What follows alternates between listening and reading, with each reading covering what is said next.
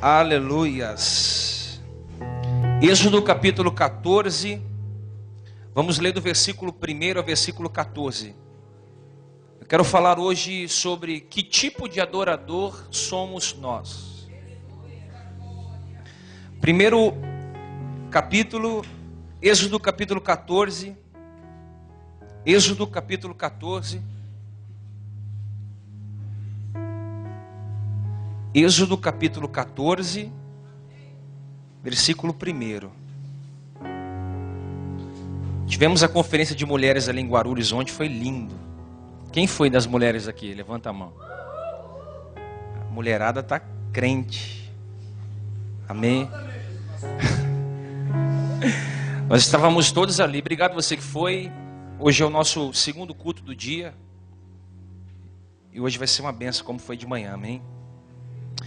Êxodo 14 diz assim: Então falou o Senhor a Moisés, dizendo: Fala aos filhos de Israel que voltem e que se acampem diante de Pi-Hairote, entre Migdol e o mar, diante de Baal-Zefon. Em frente dele assentareis o campo junto ao mar. Então Faraó dirá aos filhos de Israel: Estão embaraçados na terra, o deserto os encerrou, e eu endurecerei o coração de Faraó, para que os persiga, e serei glorificado em Faraó e em todo o seu exército, e saberão os egípcios que eu sou o Senhor. E eles fizeram assim. Sendo, pois, anunciado ao rei do Egito que o povo fugia, mudou o coração de Faraó e dos seus servos contra o povo, e disseram: Por que fizemos isto, havendo deixado ir Israel para que não nos sirva? E aprontou o seu carro e tomou consigo o seu povo, e tomou 600 carros escolhidos, e todos os carros do Egito, e os capitães sobre eles. Porque o Senhor endureceu o coração de Faraó, rei do Egito, para que perseguisse os filhos de Israel. Porém os filhos de Israel saíram com alta mão, e os egípcios perseguiram-nos, todos os cavalos e carros de Faraó, e os seus cavaleiros e o seu exército, e alcançaram-nos acampados junto ao mar, perto de Pi-Hairote, diante de Baal-Zefon. Versículo 10. E aproximando Faraó, os filhos de Israel levantaram os seus olhos, e eis que os egípcios vinham atrás deles, e temeram muito. Então os filhos de Israel clamaram ao Senhor, e disseram a Moisés: Não havia sepultura ou sepulcros no Egito para nos tirar de lá, para que morramos nesse deserto? Por que nos fizeste isso, fazendo-nos sair do Egito? Não, é esta palavra que te falamos no Egito, dizendo: Deixa-nos que sirvamos aos egípcios, pois que é melhor nos fora servir aos egípcios do que morrer no deserto. Moisés, porém, disse ao povo: Não temais, estai quietos e vede o livramento do Senhor, que hoje vos fará, porque aos egípcios que hoje viste, nunca mais os tornareis a ver. O Senhor pelejará por vós, e vós calareis. Amém? Senta dando um glória aí se você puder.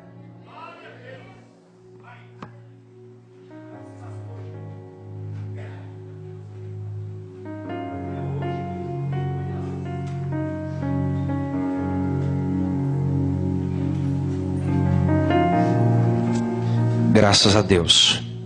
Queridos, eu queria falar hoje sobre que tipo de adorador somos nós. Nós estamos em bastante pessoas. Se você puder sentar agora, não se mexer, não se movimentar, amém? Que tipo de adorador somos nós? Pergunte para pelo menos 2 pessoas aí: que tipo de adorador somos nós?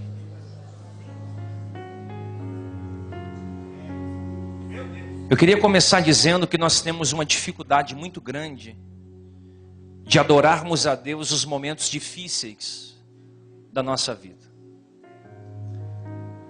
Nós temos uma dificuldade tremenda de encontrar motivos para adorar quando tudo está saindo errado.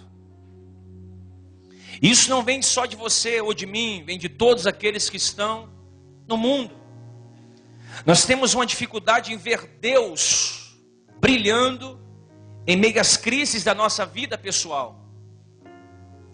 O capítulo 14 do livro de Êxodo vai descrever um momento lindo ou incrível na história de Israel. Os israelitas haviam acabado de sair do Egito, 400 anos sendo escravo, 400 anos sendo aprisionados por Faraó, perseguidos por Faraó, e eles tinham sido levados a cerca de muito tempo ali sendo oprimido, perseguido, aprisionado. Eles estavam sofrendo naquele lugar. E eles tinham sido levados a um vale cercado em ambos os lados em montanhas grimes. Então, quando Israel sai do Egito, após 400 anos de escravidão, Deus conduziu Israel a um lugar diferente. Israel foi cantando, adorando a Deus, e quando eles chegaram em um vale, eles perceberam que aquele vale havia um mar diante deles. Eles pararam diante daquele mar, o mar na frente. Do lado direito havia uma montanha chamada Pi-Hairote, e do outro lado havia um deserto chamado Migdol. Então ali eles ficaram naquele caminho.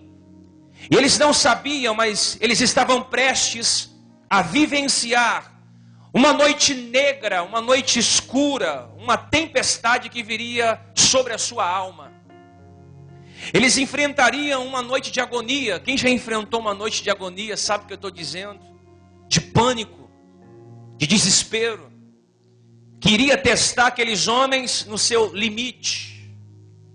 Eu tenho certeza que você conhece o capítulo 14, talvez melhor que eu. E a maioria dos cristãos sabe o que é estar diante de um mar vermelho, diante da sua vida. E como Deus livrou o seu povo milagrosamente daquele mar fechado. Eu creio que essa passagem, ela tem tudo a ver com Deus e com o seu povo. Porque foi no meio do deserto que Deus formou verdadeiros adoradores. Na verdade, nenhum capítulo da Bíblia demonstra isso com mais intensidade. Escute isso. Adoradores não são feitos em reuniões de avivamento. Adoradores não são feitos em conferências proféticas. Adoradores não são feitos em dias de sol. Adoradores não são feitos em dias de saúde. Adoradores são feitos quando se vê o inimigo fugindo e no confronto todos os dias. Adorador não é feito quando tudo vai bem, ou quando tudo vai mal, ou quando tudo sai do eixo. O adorador, ele é forjado em meio às dificuldades da vida. E eu vou dizer isso para você: os adoradores de Deus são feitos diante das mais nubladas noites da sua vida. Eu não conheço nenhum adorador que foi formado tomando água de coco, sentado em Maragogi com as pernas para cima e vendo um sol clareando sobre a sua cabeça. Essa geração eu desconheço. Uma geração que só pensa em vitória, só pensa em casa própria, só pensa em dinheiro. Essa geração eu desconheço. Uma geração que só pensa no seu auto-estar, na sua autopromoção, não se torna verdadeiros adoradores, mas se tornam barganhadores com Deus. O verdadeiro adorador é aquele que enfrenta as tempestades da vida, as noites nubladas e escuras, sem perder a canção, a adoração. Você pode tirar isso em Hebreus 11. A Bíblia nos dá uma imagem de um homem chamado Jacó. Você conhece a história de Jacó? Ele estava com a idade avançada, não sei quantos anos, mas a sua idade era longa, avançada. E a Bíblia diz em Hebreus 11, 21, pela fé, Jacó estava prestes a morrer. E ele abençoou os filhos de José, Efraim e Manassés. Apoiando sobre a extremidade do seu cajado ou do seu bordão, ele apoiou o seu corpo sobre o seu bordão, ele dobrou a cabeça e ele adorou naquele momento. Por que Jacó é retratado dessa maneira nos dias de sua morte? Por que a Bíblia diz no capítulo de Hebreus que mesmo ele estando prestes à morte, ele se prostra sobre o bordão e ele adora, porque ele estava próximo à sua morte. E primeiro nós precisamos notar que o capítulo 11 de Hebreus é o livro dos heróis da fé. Aqui você vê muitas coisas falando sobre os heróis da fé. Fala-se sobre Abel, sobre Enoque, fala-se sobre Noé, fala-se sobre Abraão, fala-se sobre Gideão, fala-se sobre muitos homens de Deus. E está falando sobre Jacó. E primeiro nós precisamos notar que esse capítulo é a galeria dos heróis da fé. Homens que venceram muralhas, homens que fecharam bocas de leões, homens que não tiveram a sua vida como preciosa, mas homens que tiveram uma fé para cantar nos dias de dificuldade. Jacó é uma das pequenas figuras listradas no capítulo 11, como um exemplo de fé que devemos seguir nos dias de hoje. Um homem que havia passado tormentas, que Jacó sofreu, tribulações após tribulações, ele viu a sua família recebendo experiências dramáticas passo após passo. Mas mesmo assim Jacó não perdeu a doçura da vida. O próprio Jacó enfrentou pessoalmente muitas dores, problemas, sofrimentos e agonias ano após ano, quando ele trabalhou para Labão, quando ele se encontrou com seu irmão, quando ele enganou seu pai, ano após ano de tormenta, mas Jacó sabia que ele estava próximo a acabar a sua vida. E ele estava acabando a sua vida da maneira certa, que é adorando a Deus, de consciência tranquila, de consciência limpa. E por isso que vemos Deus dando tantas bênçãos aos seus netos. Jacó, ao rever o acontecimento de sua vida, quando ele enxerga tudo que ele passou, de coisas boas e ruins, ele é levado no seu espírito a adorar a Deus. Nenhuma palavra é proferida, porque o capítulo 11 não diz que ele fala. Porque às vezes mesmo você em silêncio, você adora. Nenhuma palavra é proferida por esse homem, mas mesmo assim, ele se apoia no seu bordão e maravilhosamente ele adorou. Jacó adorou naquele momento porque a sua alma estava em descanso. Quando a sua alma está atribulada, você confunde. Vem desânimo, vem tristeza, vem angústia. Por quê? Uma vida na alma vai ser uma vida regada de problemas. Uma vida no espírito. Diga um amém aí, irmão. Uma vida no espírito faz com que você consiga se sobressair às coisas da vida difíceis. Por isso eu vim dizer para você, Jacó havia experimentado fidelidade acima de qualquer coisa. E durante o curso da sua vida, Jacó provavelmente reviveu na mente todas as vitórias que Deus havia lhe concedido. E agora esse patriarca, ele considera-se diante de um dilema. Ele estava partindo para um novo tempo. E não importa o tipo de guerra que eu estivesse enfrentado, Deus havia livrado Jacó de todas delas. É isso que nós temos que entender como homens e mulheres de Deus. Todas as vitórias que eu e você formos enfrentar daqui para frente, se eu estiver vivendo no Espírito, é certeza de vitória. É certeza de vitória. Diga para quem está do seu lado, é certeza de vitória. Houve vezes em que eu achei que não ia aguentar, de tanto medo, de tanto pânico, de desespero. Mas o Senhor conduziu essa situação, porque o Senhor é fiel, o Senhor é poderoso, o Senhor é vitorioso. E essa mensagem vai tocar no coração de algumas pessoas que estão aqui, porque eu vou começar a pregar agora. Vai tocar no coração de algumas pessoas que estão me ouvindo aqui, que estão enfrentando os seus piores momentos de sua vida.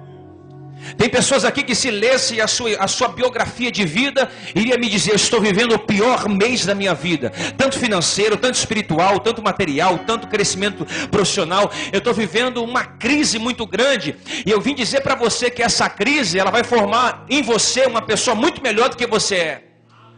Eu vim dizer para você que tem pessoas que estão aqui, que estão vivendo os piores momentos da sua vida, e é dirigida às pessoas que descreveram as suas lutas, problemas, em tempestades negras da vida. Irmão, você vai escrever a sua história em meio às tempestades da sua vida. Você está em meio a um período de provação tremenda. Quem está sendo provado por Deus não precisa levantar a mão. Você que está me ouvindo pela internet, pela rádio, vai me ouvir. Quem está sendo provado por Deus? Porque Deus não tenta ninguém. Deus, Ele testa, não tenta. Teste é treinamento. Lembra que eu preguei? O que você chama de luta, Deus chama de treinamento. O que você chama de prova, Deus chama de escola. Por isso que Deus está provando você. Porque se Ele prova você, Ele pode saber o que tem dentro de você. Uma pessoa que não é provada vive uma vida de miragem. Tudo vai bem. Irmão, mas quando você está sendo provado por Deus, você chora sozinho. Você se angustia sozinho. Mas por quê? Porque você está sendo provado. É como o salmista disse, a prata vai para o fogo, e ela é provada no fogo, e as escórias da prata, a sujeira da prata, ela vai saindo até que alguém possa ver o seu próprio brilho diante daquele metal. Você vai ser refinado como a prata. Você está em meio a um período de tremendas provas. Na verdade, o seu sofrimento é tamanho, e tudo que você quer é só uma coisa, uma intervenção de Deus milagrosamente no que você está passando. Eu quero lhe mostrar a partir da Bíblia Sagrada que o Senhor quer que você saia dessa tempestade como um verdadeiro adorador. Eu vou dizer de novo. O Senhor quer que você saia dessa tempestade como um verdadeiro adorador. Ele abriu um caminho em meio a uma noite escura. Você que é bom de memória, vai se lembrando, o povo havia acabado de sair do Egito, eles acamparam diante do Mar Vermelho, lembra no começo, diante de Migdol e Pirairote, eles estavam acampados. Esse é o cenário que eu estou dizendo para você. Eles estavam ali em meio àquela noite escura, e Deus vai dizendo para eles, eu estou com vocês, mas eles não sabiam, eles não conseguiam entender o porquê que eles estavam passando por aquilo. Ele abriu um caminho em meio a essa noite de escuridão, e Ele tem um plano para retirar você disso. Para você se tornar um brilhante exemplo diante do mundo, e em relação à fidelidade, Ele tem uma estratégia para você. Então o Senhor colocou Israel diante de uma situação impossível de se resolver. Por duas razões. Porque tem vezes que Deus nos coloca em situações impossíveis de se resolver. Alguém tem uma situação impossível de se resolver? Vou falar para você duas razões porque Deus colocou o povo naquela situação difícil. Primeira, as Escrituras nos dizem que o próprio Senhor orquestrou essa noite negra. Ou seja, a tempestade e a noite negra, quem mandou foi Deus para o seu povo. Primeiro, Ele guiou o povo até o mar. E quando Ele guiou o povo até o mar, Ele mesmo levou o povo até ali. Então, Ele estava conduzindo o povo àquele lugar. A Bíblia diz no Êxodo 14, versículo 1 e 2, disse o Senhor a Moisés, fala aos filhos de Israel que acampem junto ao Mar Vermelho. Também foi Deus que endureceu o coração de Faraó contra eles. Êxodo 14, 4, endurecerei o coração de Faraó para que os persiga. Na mesma hora que Faraó diz, vai o povo embora, Moisés, leva esse povo daqui, 10 pragas já veio, 10 pragas já tomou conta do meu povo, morreu meu primogênito, vai embora do Egito. Na mesma hora que Deus deixou o povo, através de Faraó, deixou o povo ir, e o povo foi embora, levou tudo, Deus endurece o coração de Faraó de novo, e fala, agora eu vou perseguir eles de novo. Eu vou perseguir eles de novo. E a Bíblia vai dizer, que quando Faraó tem um coração endurecido, ele vai à perseguição do povo de Deus novamente. Por que Deus faria isso se Deus permitiu o povo ir embora? Por que Deus faria isso de novo? Permitir que Faraó perseguisse o povo novamente? Primeiro, porque o Senhor queria ser glorificado através do seu povo. O Senhor nos diz, serei glorificado em Faraó e em todo o seu exército, e saberão os egípcios que eu sou o Senhor. Segundo, que Deus queria que o seu povo entrasse no deserto que se aproximava como adoradores, porque no Egito eles estavam como escravos. Mas ele queria colocar um povo no deserto, mas adorando. Porque se você entra no deserto sem aprender a adorar, você se torna um murmurador. E tem uma geração inteira no deserto passando por murmuração, é mexeriqueiro. Você para conversar 5 minutos, é só problema ruim, é só desgraça, é só maledicência, é só dissimulação. Irmão, uma geração de adorador, quando está no deserto, ela é igual a Miriam, tem um pandeiro para tocar no meio do deserto. Eu vou profetizar em nome de Jesus: troca o disco, tira esse disco de derrota da sua vida. Tira esse disco de problema, joga esse disco fora, troca o playback, minha irmã. Para de contar essa tristeza que você vive contando para todo mundo. Ninguém tem dó dos seus problemas. Eu vou dizer melhor para você: ninguém tem dó dos seus problemas. Ninguém tem dó dos seus problemas. Tira esse CD e coloca o CD de vitória para tocar. É um CD de adorador. É uma palavra de quem sabe para onde vai, que tem propósito, que tem legado. Deus tirou o povo do Egito, mas colocou no deserto, mas queria que eles entrassem como adoradores. E é por isso que lhe era importante que eles estivessem diante do Mar Vermelho, para saber se eles iriam adorar ou não. Deus não queria murmuradores, nem reclamadores, mas verdadeiros louvadores. 10 minutos de murmuração atrasa 1 ano de promessa. Eu tive experiências próprias de pessoas que estavam próximas a subir um degrau, vésperas antes, murmuraram, perderam aquilo. Deus tinha que levar o povo, mas não podia colocar o povo murmurando e nem blasfemando. Eles tinham que estar adorando. Ele havia chamado Israel como herança, porque a Bíblia diz em Êxodo que aquele povo era uma nação sacerdotal. E sendo herança, o povo era a personificação de um próprio Deus, de um propósito específico naquela terra. Então eles deveriam ser exemplos de fidelidade, de tudo aquilo que Deus havia feito. E o cenário era o seguinte: você entender o cenário, o Migdol de um lado, Pi-Hairote de outro, e o Mar Vermelho na frente. Israel estava cercado de todos os lados. Então eles tiveram uma ideia: vamos acampar junto ao mar. Então 3 milhões de pessoas tiraram as suas mochilas, fizeram as suas cabanas. E naquela cabana todo mundo começou a cantar, começou a adorar, começaram a festejar diante do Mar Vermelho. Eles começaram ali a ter um momento de liberdade, porque 400 anos de prisão merecia um dia de liberdade.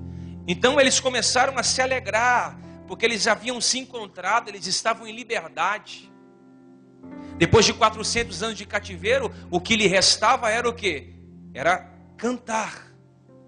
Então Deus havia tirado a opressão de Faraó, então eles estavam em liberdade, cantando, adorando. Eles estavam cheios de esperança, de liberdade, cantando e adorando. Eles estavam se lembrando da chicotada, dizendo: nossa, essa chicotada não vai pegar mais em mim. Então eles começaram a adorar, eles começaram a cantar, sentindo-se livre daquelas perseguições. E aí, foi nesse momento que eles começaram a se lembrar das promessas que Deus havia feito. Essa cena representa de modo o cristão libertado do seu pecado. Lembra quando você tinha um pecado que você não conseguia se libertar? Quando você consegue se libertar, você canta: glória a Deus, eu não estou mais preso nisso. Você regozija, você se sente liberto, você se encontra porque você não está sendo mais aprisionado. Pergunte para um usuário de crack, pergunte para um usuário de cocaína, pergunte para uma meretriz, como foi a sensação de estar liberto ou liberta. Ela vai cantar, ela vai adorar. Foi essa sensação que quando eles chegaram diante do mar, eles tiveram: já não estou mais no Egito, agora eu estou diante de um mar, então eu vou cantar. A sensação de liberdade veio. Eles estavam se sentindo livres, libertos de todas as escravidões passadas. De repente, ele está vivendo algo maravilhoso, que era a salvação e a libertação que eles receberam. Então eles possuem um cântico no coração de adoração, um cântico de promessas de Deus. Era essa a situação de Israel quando eles acamparam junto ao mar, quando eles se assentaram diante do mar. Era esse o desejo do coração: um coração de liberdade. Não estou mais no Egito, agora eu estou livre. Contudo, no momento de paz, no momento de quê? No momento de maior paz, o inimigo buscou devorá-los. Porque sempre vai ser assim. No momento da maior paz da sua vida, eu vou te dar um segredo: você vai receber contra-ataques do inimigo. No momento de paz, o inimigo buscou devorá-los. E não é assim conosco. Não é diferente com a gente. No momento de paz da sua vida, o inimigo vem para te devorar. Exatamente no ápice da liberdade de Israel, na hora da esperança maior, o ataque veio. Os egípcios chegaram bramindo como um leão sobre o comando de Faraó. Agora imagina, meus irmãos, você que está aqui 400 anos sofrendo por Faraó, e Faraó deixa você ir. A Bíblia diz que eles carregaram o ouro do Egito e foram para o deserto. Quando eles entram no deserto, um lado montanha, do outro lado montanha, na frente o mar vermelho, eles sentam, as crianças brincando, todo mundo conversando, adorando a Deus. Que bom, a liberdade, que coisa boa. Quando eles estão cantando, eles escutam uma voz lá de trás dizendo: vamos acabar com eles de novo. Aquele momento de paz, os egípcios chegaram bramando como leão, bramando como leões sobre o comando de Faraó. Era um exército demoníaco, claramente resolvido a levar de volta o povo à escravidão. Então a Bíblia vai dizer no capítulo 14, verso 9, que eles perseguiram-nos os egípcios, todos os cavalos e carros de Faraó e os seus cavaleiros, e o seu exército alcançaram acampados junto ao mar. Então, sabe o que acontece? Eles ficaram sabendo, a notícia chegou súbita, uma notícia rápida chegou: Faraó quer levar vocês para o Egito de novo. A notícia chegou rapidamente. Os egípcios estão chegando, imagina o desespero. 3 milhões de pessoas dizendo: eu não quero mais ser escravo, eu não quero mais ser escravo, eu não quero mais amassar barro, eu não quero mais ter que ir no Rio Nilo para tirar lama, para colocar lama no sol, para tirar palha, eu não quero mais ser escravo. Então a paz que eles estavam sentindo acabou naquele momento. O momento de paz foi pequeno contra o ataque do adversário. Eu vim abrir a sua mente hoje como seu pai espiritual. Não fique desapercebido no momento de paz, porque no momento de paz o diabo vai tentar te contra-atacar. Não, eu sou muito espiritual, então quando o diabo manda o dardo para mim, eu pego o dardo e quebro. Eu piso no diabo. Comigo é assim: o diabo vem, eu amarro ele, eu coloco ele dentro da caixinha e fica aí. Pensa assim. Não subestime o inimigo. Não, eu sou muito pentecostal, eu dou 3 línguas estranhas na cara dele, eu mato ele na hora. Não subestime Satanás. Ele foi no ouvido de Eva, tombou Adão. Ele foi no ouvido de Davi, tombou Urias, tomou Batseba. Ele foi no ouvido de Judas, vendeu. Ele foi no ouvido de Pedro, peneirou. E ele está indo no ouvido de muita gente. Deixa eu dizer algo para você, querido. No momento de paz, guarde o seu coração. Tenha armas de guerra, tenha armas de confronto. A Bíblia diz que eles perseguiram os egípcios. Eles foram junto ao mar. As informações chegaram inesperadas. Olha o que aconteceu. A notícia era essa: os egípcios estão chegando. O exército de Faraó está vindo com toda a força. Imagina o povo preocupado: Faraó de novo, Faraó de novo. E isso enviou ondas de choque. Imagina o povo em choque. A mãe pegava a criança, o pai pegava a criança, todo mundo com medo, todo mundo tremendo. Os líderes de Israel escalaram as muralhas, escalaram os montes que estavam à volta para saber se era verdade que Faraó estava vindo. E quando eles subiram, eles viram Faraó vindo com centenas de cavalos e cavaleiros, aproximando-se com uma legião de infantaria de soldados. Foi então que eles começaram a olhar e eles viram 900 carros de ferro. Imagina você, acabou de sair da cadeia, vai ser preso de novo. Era isso que estava acontecendo. Um momentinho de paz, comendo um pão asmo, tomando um leitinho de cabra. Amém, não? A notícia vem: Faraó está vindo de novo. Que cena terrível, irmão.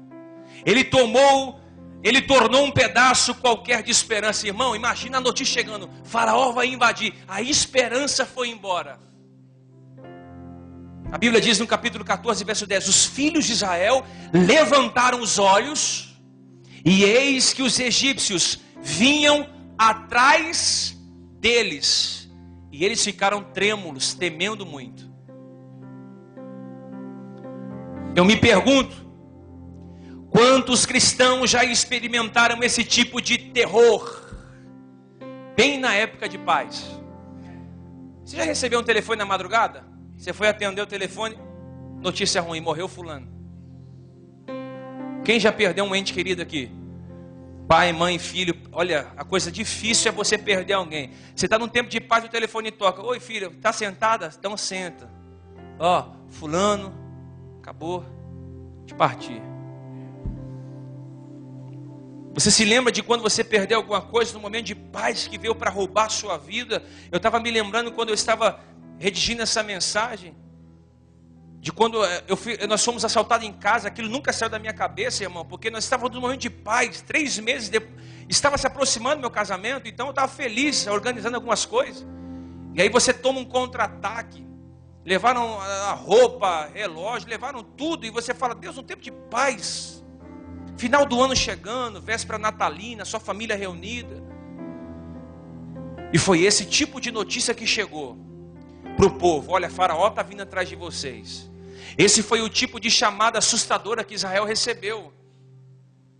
E as escrituras citam a reação das pessoas.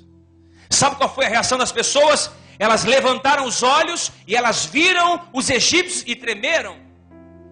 O povo de Deus concentrou, olha, isso aqui é muito forte. O povo de Deus concentrou a atenção na terrível situação que eles estavam vivendo. E o grito era essa: eles começaram a gritar para si mesmo: não há saída. Estamos encurralados. Mas você perdeu a chance de dar um glória aí. Eles começaram a profetizar para si mesmo: estamos em um beco sem saída. Porque eles olharam Pirairote, olharam Migdol, olharam Mar Vermelho, olharam para trás 900 cavaleiros. Então eles começaram a profetizar para si mesmo: estamos encurralados, estamos num beco sem saída, não há para onde correr, não há para onde fugir.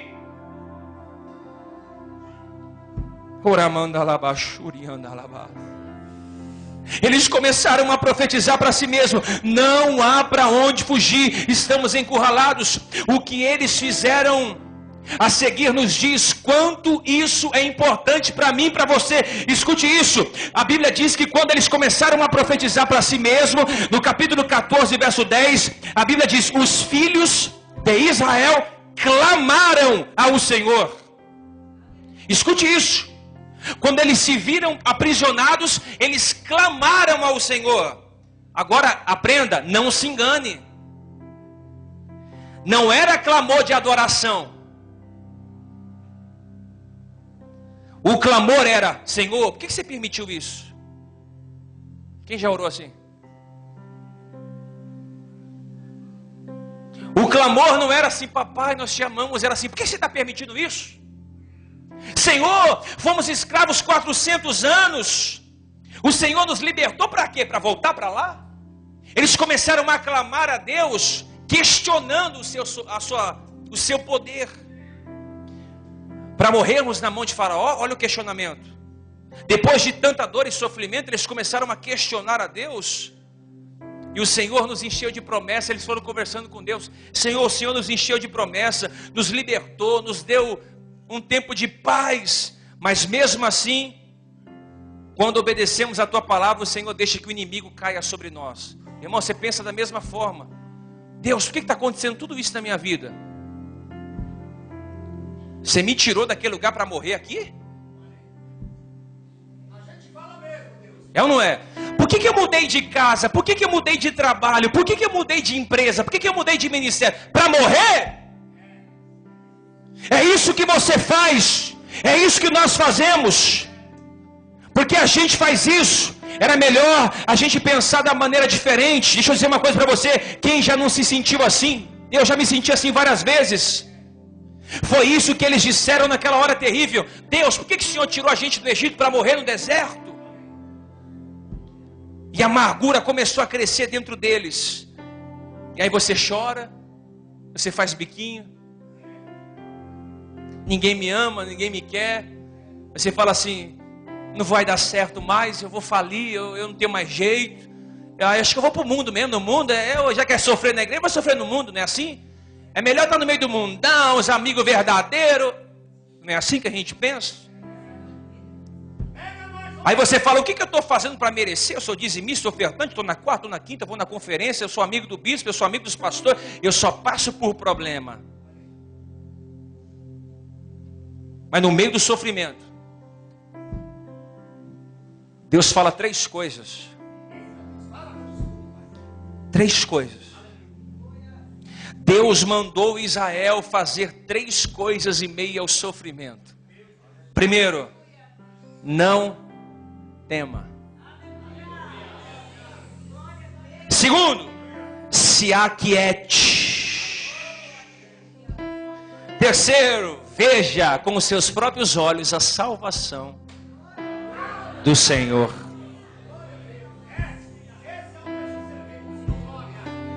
Eu vou dizer de novo, no meio do sofrimento, quando eles olharam para um lado, montanha, deserto, mar vermelho, faraó, eles começaram a profetizar entre eles, Deus não me ama, Deus não me quer, Deus me abandonou, vamos morrer aqui. Deus falou, fica quieto você, deixa eu falar por vocês agora. No meio do sofrimento, três coisas eu vou estabelecer como um princípio. Não temas, fique quieto e veja o livramento que eu vou dar para vocês. Sabe o que é isso? O seu chamado, o seu clamor de Deus para Israel estava sendo isso. Fique tranquilo, eu vou lutar por vocês. Simplesmente vocês têm que manter a paz.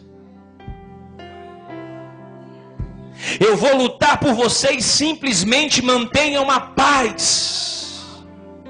Apenas se aquietem e ponham tudo nas minhas mãos.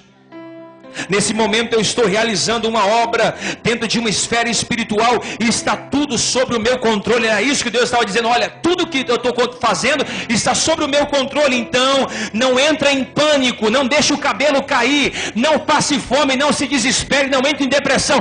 Tudo está no controle soberano de Deus. Apenas confie, porque Deus vai combater o seu adversário. Essa batalha não é de você, não é minha, não é da igreja. Essa batalha é de quem nos deu a batalha. Essa batalha é de quem nos colocou nela. Essa batalha é de Deus. Essa palavra é para alguém que está me ouvindo aqui. Essa peleja não é sua. O seu chamado é só adorar. Que tipo de adorador somos nós?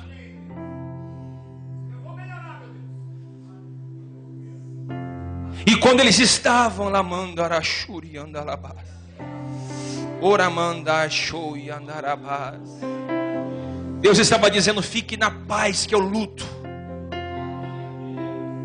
Eu luto.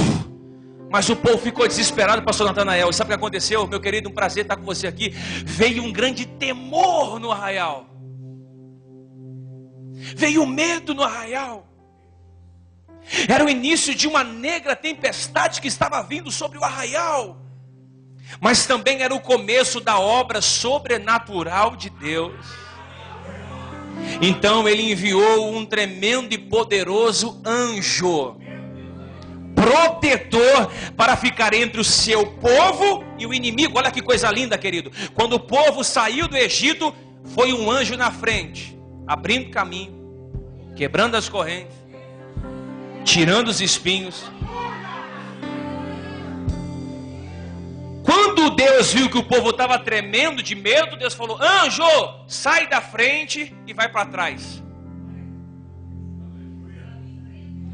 Se o povo quiser tocar nele, vai ter um anjo. O povo, o anjo e Faraó. Sabe o que a Bíblia diz? Ele enviou um tremendo e poderoso anjo para proteger, para ficar entre o seu povo e o inimigo. E eu creio que Deus ainda envia os seus anjos protetores para acampar ao redor daqueles que o temem e os livram, porque o salmista disse no Salmo 34, versículo 7, o Senhor dará ordem aos seus anjos para que te guardem todos os seus caminhos.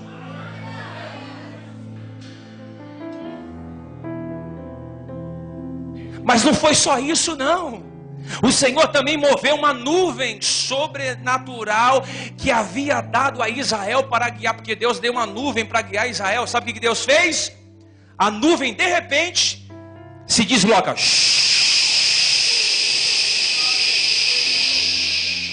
Sai da frente, vai para trás. Faraó está vindo atrás. Então se o anjo foi para trás e a nuvem foi para trás, ficou nublado para Faraó. Ficou escuro para eles. A nuvem de repente se deslocou da frente do acampamento para a retaguarda. E como uma muralha negra, a nuvem se tornou uma muralha negra, bem diante dos egípcios. E o inimigo de Israel não conseguia enxergar um palmo de diante da sua frente. A Bíblia diz isso no capítulo 14, verso 20. A nuvem era a escuridade para aqueles. Eles não conseguiam olhar um palmo à frente. Porque Deus, treva e luz para Deus é a mesma coisa. Contudo, do outro lado, a nuvem produzia uma luz sobrenatural. Que lado que era esse? Era o lado do povo. Dando aos israelitas uma visibilidade durante toda a noite. Então a nuvem sai, vai para trás e fica escuro. Mas para o povo, estava dia.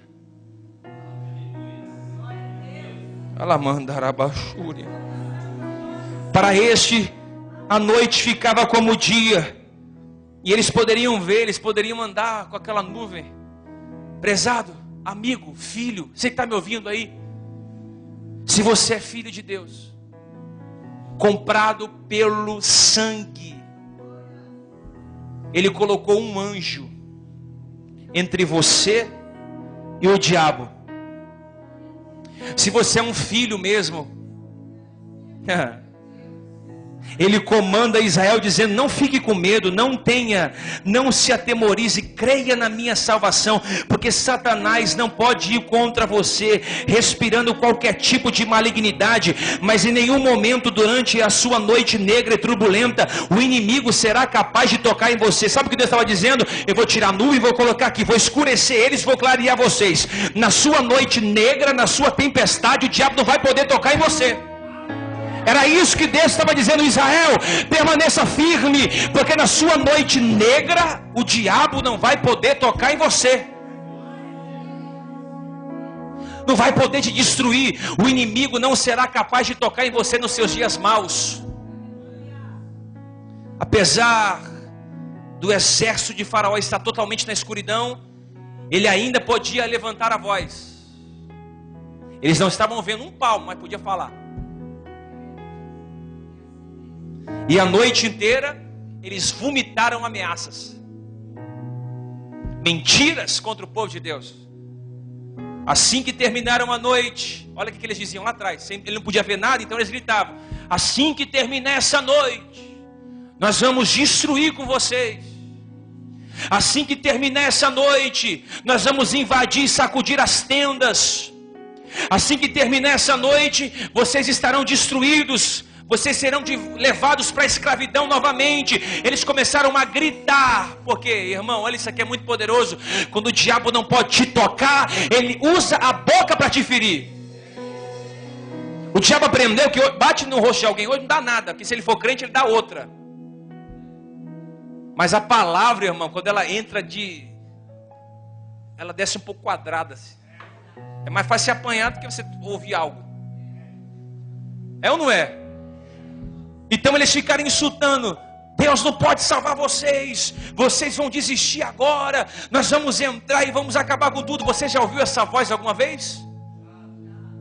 Já ouviu essas vozes do outro lado das trevas? O inimigo dizendo: você não vai conseguir, você não vai conseguir. Olha, eu vou destruir tudo, eu vou parar teu ministério, você não vai romper, tua casa vai ser destruída, agora a porta vai fechar, você vai voltar a ser empregado, você vai voltar a passar necessidade. Você já ouviu isso? O diabo dizendo para você: o inimigo da sua alma está golpeando seus ouvidos a noite inteira com mentira e ameaça. E o problema não é esse, você está dando ouvido. O problema não é ele falar porque tem um monte de cachorro latindo. O problema é você ouvir o que ele está dizendo. As tendas tendas estavam sendo sacudidas pela ameaça. Nós vamos invadir, nós vamos invadir, nós vamos invadir. Mas não importa o volume do som do inimigo. Não importava o som do volume do inimigo com as ameaças. Um anjo havia estado ali diante deles e diante do povo para protegê-los. É isso que você precisa entender. Deus havia feito uma promessa para o seu povo, e a promessa era essa: eu vou tirar vocês do Egito e vou levar vocês a uma terra prometida, salvos. Eu sei que você ouve essas vozes de tormenta todos os dias. Para com o seu ministério, entrega o seu ministério. Olha, vai, muda de casa, vai para outra cidade, vai para outro bairro, muda de mulher, muda de homem, não serve mais, troca essa família. Sempre que você aborrece o reino do diabo, anote isso, grave isso, poste isso no Facebook. Sempre que você aborrece o reino do diabo, você será atacado.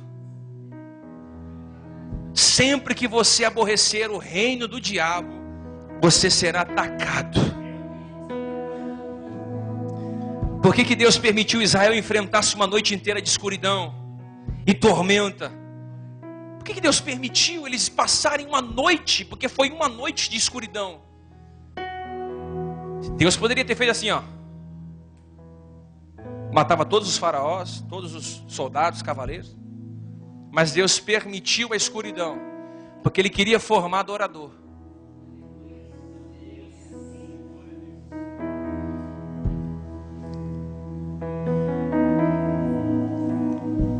Durante aquela longa noite no Egito, caiu um temporal. Êxodo capítulo 14, verso 21. As escrituras dizem: Moisés estendeu a mão sobre o mar, e o Senhor, escuta isso, por um forte vento oriental, soprou toda a noite. Quando Moisés pega e toca sobre o mar, um vento soprou toda a noite. A palavra em hebraico vento aqui quer dizer emanação ou exalação violenta. Foi uma noite escura e com vento violento. 3 milhões de pessoas recebendo emanação de vento. Em outras palavras, Deus exalou o seu próprio sopro. Há quem diga que Deus abriu o mar vermelho com uma só de suas narinas.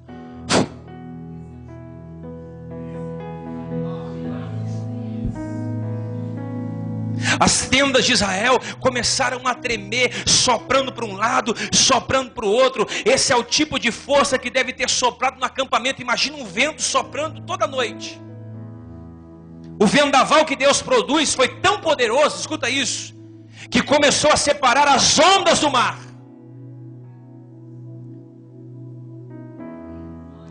Um forte vento oriental fez retirar o mar, que se tornou terra seca. Então o vento começou a soprar toda noite. Daqui a pouco o mar vermelho começou a abrir. Aí foi uma muralha levantada de um lado, uma muralha levantada de água do outro, e todas aquelas pedras cheias de lama do fundo do mar, o vento foi limpando as pedras, tirando a lama, jogando a lama para trás, e ficou igual o shopping center, um piso bem limpinho, seco para eles passarem, um piso sequinho para eles passarem, e o vento foi soprando, soprando, soprando, soprando, e abriu tudo aquilo. Agora eu fiquei perguntando, Deus, o Senhor mandou um vento, e é quem indica que esse vento tinha 120 km por hora. E como é que o vento soprou e não derrubou nenhum deles? Porque a Bíblia diz que o vento soprou a noite toda e não derrubou um. O vento de Deus, irmão, quando ele passa, ele não vai derrubar. O vendaval que Deus produziu foi tão poderoso que começou a separar a água do mar.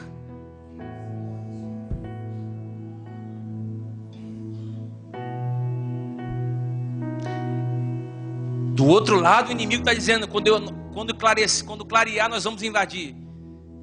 Nós vamos atacar vocês. Vocês não vão sair dessa. Aí eu lhe pergunto: o que Deus tinha na sua mente fazer isso? Deus tirou o povo do Egito para colocar ele diante de um deserto, uma montanha e um mar vermelho e Faraó de lá atrás. O que Deus tinha em mente em fazer isso? Criar verdadeiros adoradores. Por que permitiu um vendaval tão terrível a noite toda? Por que ele simplesmente não mandou Moisés tocar nas águas, ou tirar o seu manto e tocar o seu manto na água, que o mar se abriria? Por que ele não mandou fazer isso como Elias tocou no manto e o mar se abriu? Qual seria a possível razão de Deus permitir uma noite inteira de vento e de escuridão? Por que Deus permitiu uma noite de vento e escuridão? Com a única razão: fazer adoradores.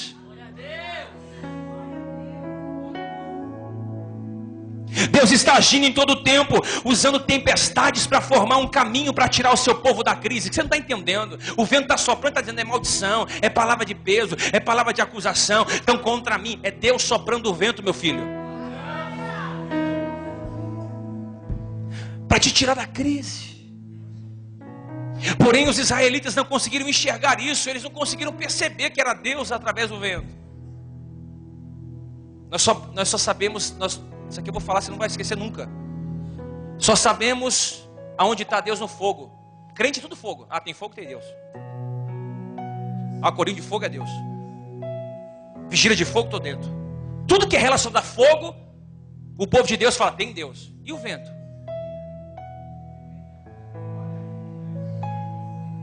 Ultimamente, eu vou ser bem sincero, Deus está falando muito mais no vento do que no fogo. Porque tem muito fogo estranho por aí, viu, meu irmão? Tem muito fogo estranho, tem muito altar com fogo estranho. Não, é avivamento. Não, avivamento que não gera transformação, não é avivamento, é entretenimento. Avivamento para mim que não muda caráter, que não coloca, que estabelece limites. Avivamento que a pessoa não muda o jeito de pensar, o jeito de falar, o jeito de se vestir. Isso não é avivamento, isso é festa evangélica, é evangeliquez.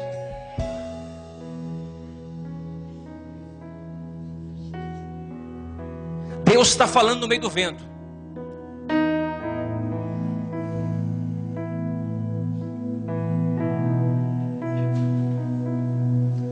Quando eles entenderam que Deus estava no vento, eles começaram a gritar, Deus está no meio do vento. O alamanda rachuri anda rabás. Nós podemos estar nos escondendo em meio a uma noite turbulenta e escura, e questionando Deus ainda. Mas Ele concede uma luz para que vejamos Ele abrir um caminho para nós. Na verdade, a própria tempestade está amedrontando o nosso caminho. E Ele usará um caminho para nos tirar da tempestade.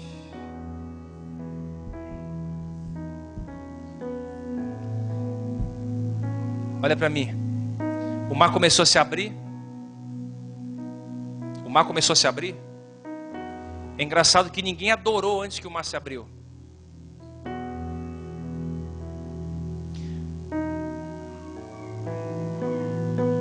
Miriam, irmã de Moisés, tinha um tamborim dentro da mochila dela. Ela não tinha força para adorar antes que o mar se abrisse. Era isso que Deus queria ensinar com o mar vermelho. Vocês precisam me adorar, mesmo se o mar estiver fechado. Ah não, eu só vou adorar se o mar estiver aberto. Querido, Deus Ele quer que você adore e eu adore em meio ao mar fechado. A nossa geração está passando por isso, sabe por quê? Fomos ensinados a adorar em meio a mares abertos. Aí nós estamos vendo uma geração fraca, uma geração anêmica espiritual, uma geração com dificuldade para caminhar, paralíticos da fé, mendigos espirituais, que só vêm à igreja para buscar uma vitória, uma promessa, uma imposição com óleo ungido. Isso porque nós fomos ensinados a adorar quando o mar estiver aberto. Se tudo der certo, eu vou adorar a Deus. E olha, eu vou falar uma coisa para você. Essa igreja aqui, ela adora a Deus não por aquilo que Deus dá, mas por aquilo que Ele é para nós. Eu quero que você nunca esqueça isso, porque Deus vai gerar em você um verdadeiro adorador. E esse verdadeiro adorador vai adorar a Deus por aquilo que Ele é por você. Deus queria que o seu povo tivesse uma fé esclarecida. Uma fé esclarecida, uma fé, não uma fé positiva para alcançar coisas, mas uma fé esclarecida, uma fé inabalável, uma fé independente de caminhos abertos ou não. Se Deus deixar o mar vermelho fechado, Ele continua sendo Deus. Se Ele abrir, continua sendo Deus também. Mas o problema somos nós. Precisamos exercer o nosso papel de adorador. Vim para um deserto, de um lado fechado, do outro lado fechado, farol atrás. E agora? Adoração. Adoração é uma arma de guerra. Adoração não é cantar, adoração não é pregar, adoração não é levantar as mãos. Isso faz parte, mas não é adoração em essência. Adoração é quando você não tiver motivo para adorar.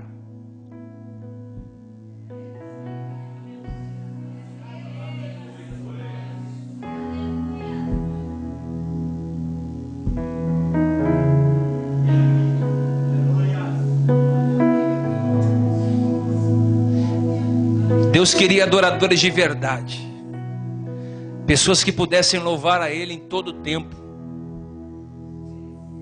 em qualquer situação. Um adorador não é alguém que dança depois da vitória.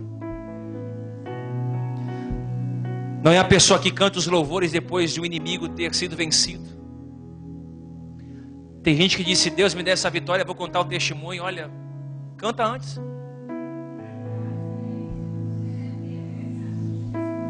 Ah, se Deus abrir a porta para mim, eu vou fazer isso. Faz antes.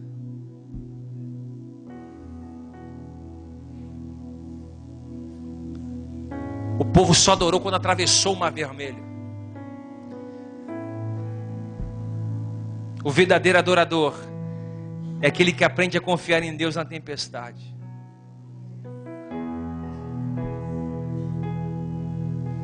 Nós temos aqui uma história de Paulo que diz que Paulo, ele dizia: vivendo ou morrendo eu sou do Senhor, então viver é Cristo, para mim morrer é lucro. Isso é um verdadeiro adorador.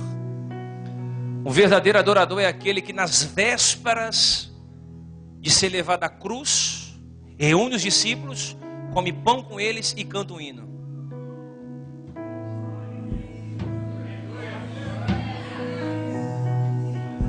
O verdadeiro adorador é aquele que preso,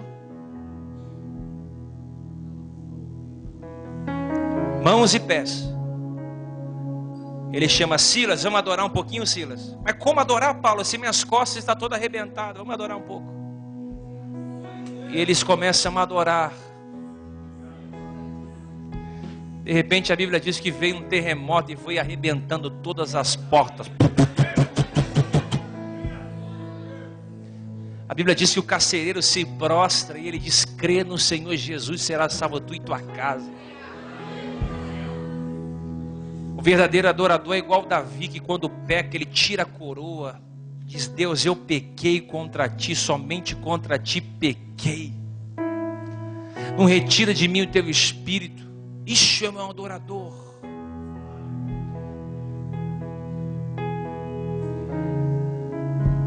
Um adorador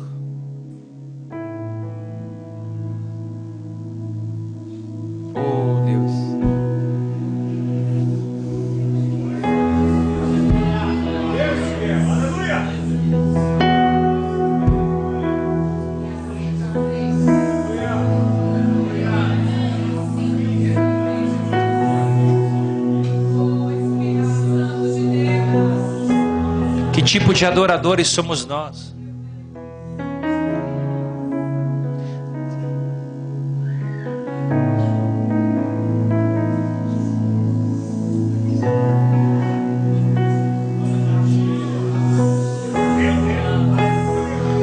Que tipo de adorador somos nós? Adoração, ela envolve corpo, alma e espírito. Ela envolve confiabilidade em Deus. A adoração, ela está ligada ao trono do Senhor. Você pode estar enfrentando uma noite escura hoje. Tem muita gente que talvez não queira falar, mas está enfrentando uma noite escura. Deixa eu dizer algo para você. Não temas. Fique quieto. E veja o livramento do Senhor que hoje vos fará. Porque os egípcios que vos viste hoje, nunca mais os tornarei a ver. O Senhor pelejará por vós e vós calareis. Sabe o que é isso? Ele está dizendo 3 coisas aqui: não temas, não tenha medo, porque isso não vai tirar você do propósito. Ele está dizendo, fique quieto, porque quanto mais você fala, mais você cria problemas. E vede o livramento que eu vou trazer para você e sua casa. Aí ele vai reforçar a palavra lá embaixo no versículo 14. Eu vou pelejar por vós, vírgula, ele vai dizer de novo, mas você se cala. Porque se você fala, você me atrapalha de fazer a obra. Se você fica falando, você me atrapalha de colocar o meu poder para se aperfeiçoar na sua fraqueza. Então eu vou te dar livramento, mas você não tenha medo. Eu vou abrir o mar para você passar, mas você fica quieto, calado. Eu vou abrir o caminho no meio do mar para o meu povo passar. Tem gente que não tem fé para receber isso, mas eu vou profetizar em nome de Jesus. Deus vai abrir um caminho no meio do mar. Deus vai abrir um caminho no meio dessa mar. Deus vai abrir um caminho no meio da tempestade para você passar, para a tua família passar. Deus está dizendo, fique quieto, aquietai-vos e vede o livramento que hoje eu vos dou.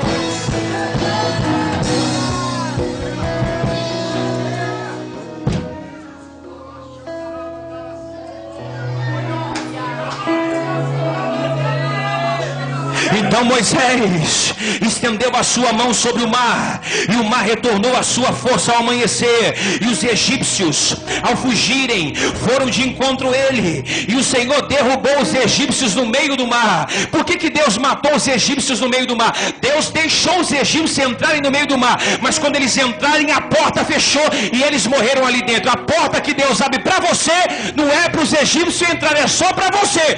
Quem entrar nessa porta vai morrer.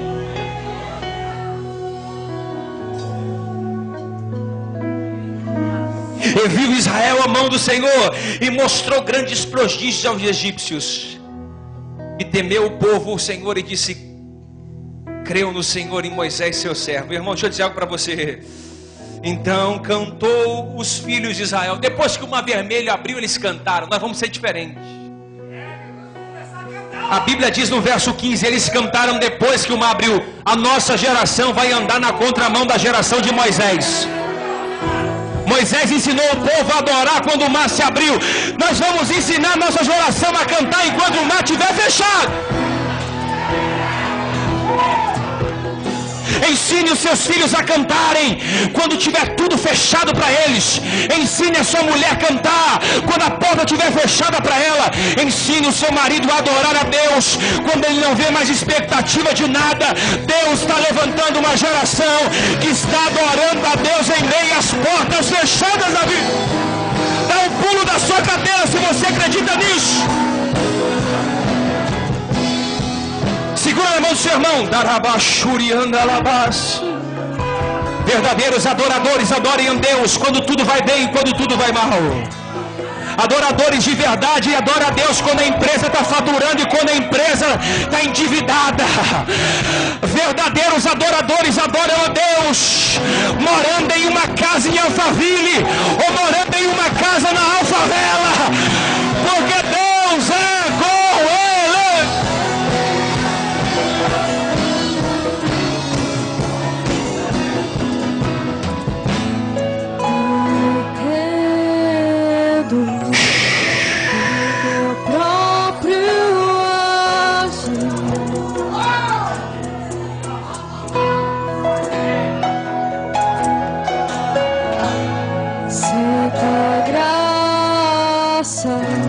O que seria de mim?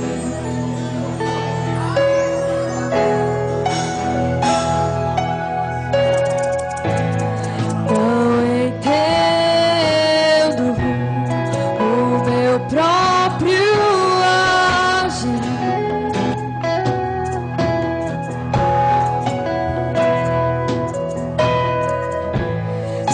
sem tua graça, o que seria de mim? Vai adorador, começa a adorar, o mata fechado agora, vai.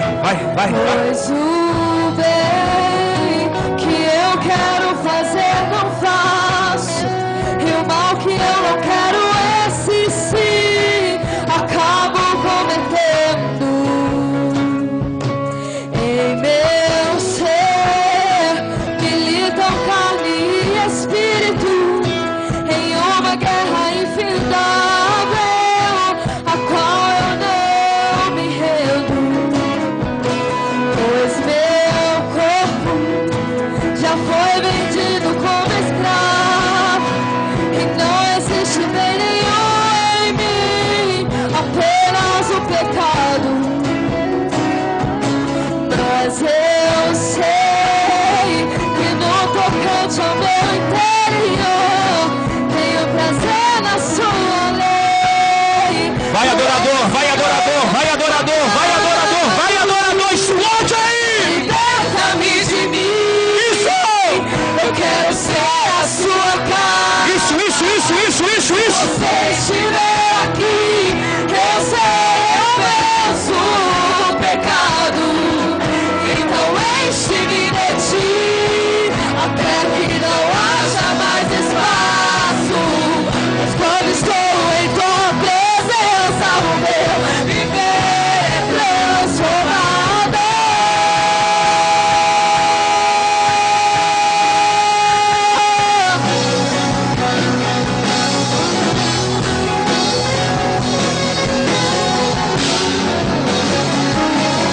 Pois o bem que eu quero fazer não faço, e o mal que eu não quero, esse sim acabo cometendo.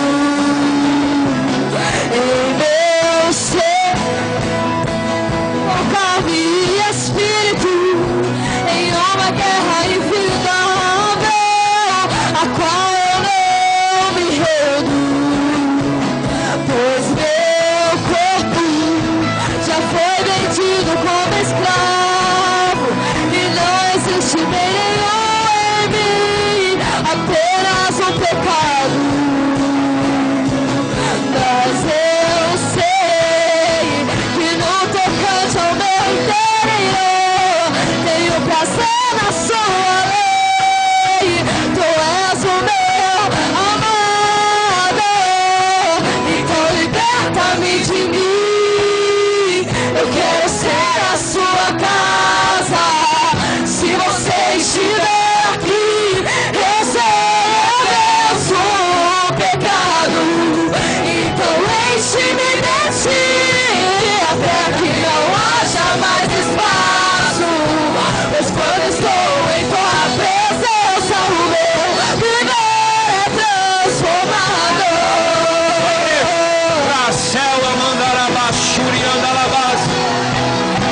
Quem tem poder de Deus passa, quem não tem recebe, vai irmão. Dá lugar vaso, vai.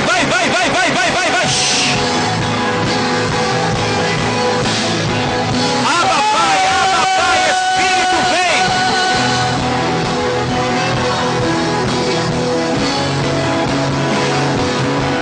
Então liberta-me de mim. Eu quero ser a sua casa. Diga isso. Se você estiver aqui, eu sei, eu venço o pecado. Então enche-me de ti, até que não haja mais espaço. Pois quando estou em tua presença, o meu viver é transformado. Então liberta-me de mim. Eu quero ser a sua casa. Se você estiver aqui, eu sei, eu venço o pecado. Então enche-me de ti, até que não haja mais espaço. Pois quando estou em tua presença, o meu Só igreja. é transformado. Então liberta-me de mim. Sua casa.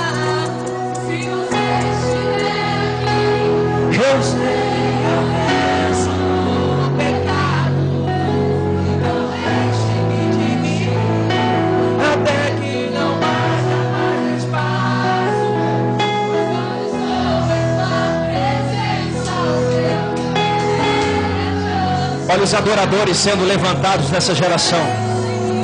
Que tipo de adorador é você? Que adora quando o mar vermelho está aberto, quando tudo está dando certo, quando as coisas estão saindo do jeito que você planejou, quando o casamento vai indo de bem a melhor, quando os filhos estão formados. Isso não é um adorador. Um adorador de verdade é aquele que adora quando tudo está dando errado, irmão. Quando tudo está dando errado, o marido foi embora, a conta de água está atrasada, o dinheiro faltou e você está adorando, e você está adorando, e você está adorando.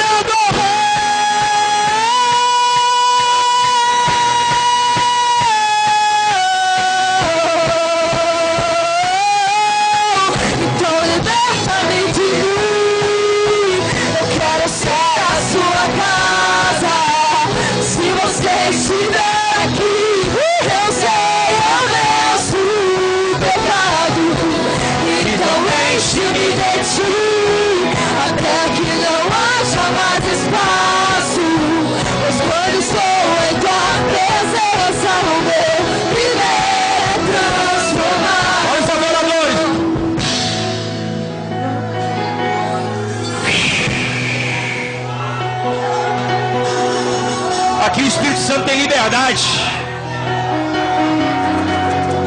Aqui é casa de filho espiritual. Aqui o Espírito Santo tem liberdade. Aqui ele pode curar, aqui ele pode levantar. O show, comanda, orianda, lá, céu.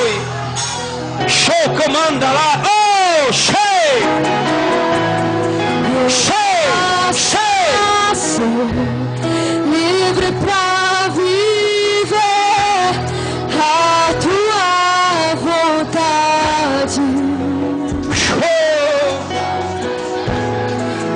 te conhecer todo. Dá um abraço quem está do seu lado aí, irmão. Se enche de abraça, abraça. Ora, Marcel. Vamos atravessar o mar vermelho. Diga. O mar vai se abrir quando adorarmos.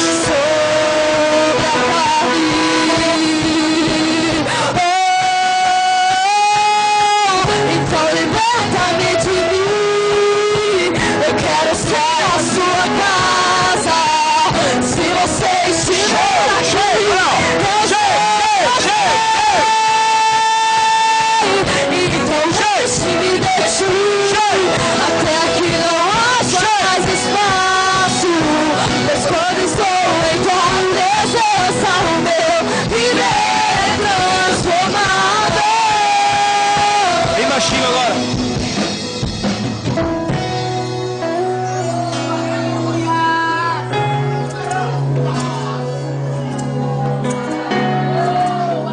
Bem baixinho.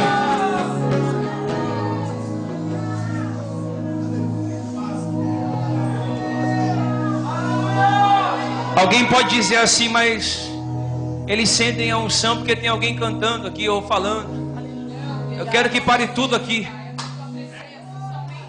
E a unção vai descer do mesmo jeito.